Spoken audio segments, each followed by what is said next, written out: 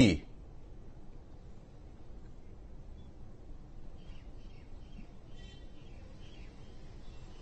जी देखिए, डेवलपमेंट का प्रधानमंत्री नरेंद्र मोदी का जो मॉडल है वो, और साथ ही साथ जो तमाम सोशल इंजीनियरिंग के जो स्किल्स होते हैं उन सभी समीकरणों को साधे हुए होगी नरेंद्र मोदी की नई टीम। लेकिन जिस तरीके से नरेंद्र मोदी ने आज ही अपनी टीम को संबोधित करते हुए साफ तौर पर कहा है कि अगले 100 दिन का एजेंडा हम लोगों को तैयार करना है और जो विकसित भारत का जो हमारा गोल है उसकी तरफ ही हमें कमोबेश आगे की तरफ बढ़ना है, चूंकि गुड गवर्नेंस के आधार पर, और इसीलिए सब मोदी को चुनते हैं। सपने हकीकत नहीं, सपने बुनते हैं, इस टाइप के सपने नहीं हकीकत बुनते हैं। तो इस टाइप के जो तमाम चुनावी नारे थे, उन्हीं चुनावी नारों को इस समय जमीन पर उतारने का जो समय है वो प्रधानमंत्री नरेंद्र मोदी ने पिछले 10 साल के अपने सरकार के कार्यकाल में करके दिखाया है। अब उन्हीं जो माइलस्टोन्स थे उन्हीं को आगे बढ़ाना है, उसी यात्रा को आगे की तरफ बढ़ाना है, और उसी के मद्देनजर ये जो नई कैबिनेट है इसमें कुछ एक नए चेहरे भी हैं, तो वहीं जो पुराने चेहरे हैं उन पर भी भरोसा जताया गया। कुछ एक लोगों को कॉल नहीं किया गया है, उम्मीद है कि अगली टर्म में उनको मौका दिया जा सकता है जब भी कभी विस्तार होगा कैबिनेट का। तमाम नए चेहरों को लेकर के, तमाम पुराने चेहरों की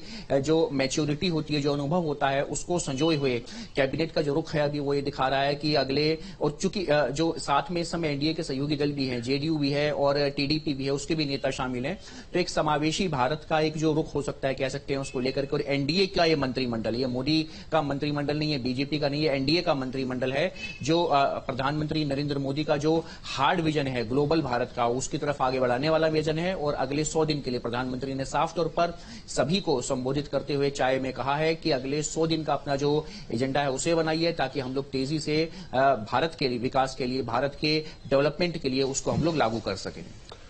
अमित, यूपी से कौन कौन चेहरे अब क्लियर हो गया कि अभी हम संभावित ही नहीं कह सकते हैं, चाहे सहयोगी दल हो या बीजेपी से चेहरे?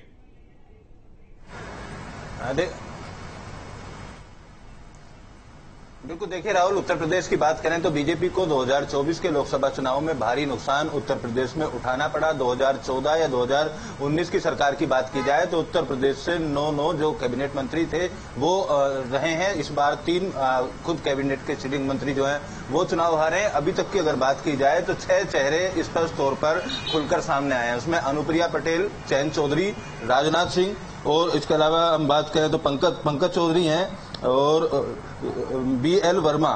ये जो तमाम नाम हैं, ये अभी तक जतिन प्रसाद का भी नाम इसमें शामिल है। जतिन प्रसाद को भी चाय पर चर्चा के लिए बुलाया गया है। तो माना जा रहा है जिस तरीके का नुकसान बीजेपी को उत्तर प्रदेश में उठाना पड़ा, इस बार हिस्सेदारी कैबिनेट में कम रह सकती है। और अभी तक केवल चाय पर चर्चा की अगर बात करें तो 6 लोगों को उत्तर प्रदेश से यहाँ पर बुलाया गया है, जिसमें 2 सहयोगी दल हैं, अनुप्रिया पटेल और जैन चौधरी। ये दोनों एनडीए के सहयोगी दल हैं। इन दोनों को भी मंत्रालय में जगह मिल सकती है। कौन सा मंत्रालय मिलेगा ये तो अभी स्पष्ट नहीं हो पाया, लेकिन संभावना यही व्यक्त की जा रही है कि आज की मीटिंग के बाद जितने भी नेताओं को पीएम मोदी ने चाय पर बुलाया वो कैबिनेट का हिस्सा हो सकते हैं। इसी तरीके के उत्तराखंड की अगर बात की जाए तो उत्तराखंड में अजय टम्टा को यहां पर चाय पर चर्चा के लिए बुलाया। हालांकि अनिल बलूनी और त्रिवेंद्र रावत का नाम पहले काफी चर्चाओं में था और इस बात के कयास लगाए जा रहे थे कि उत्तराखंड से अनिल बलूनी या त्रिवेंद्र रावत, जो पूर्व मुख्यमंत्री उत्तराखंड के रहे हैं, उनको कैबिनेट में जगह मिल सकती है। लेकिन यहां पर चाय की चर्चा की अगर बात की जाए तो अजय टम्टा को बुलाया गया है, क्योंकि उत्तराखंड में भी बड़ी जीत इस बार भारतीय जनता पार्टी ने दर्ज की है और तमाम जो 5 सीट है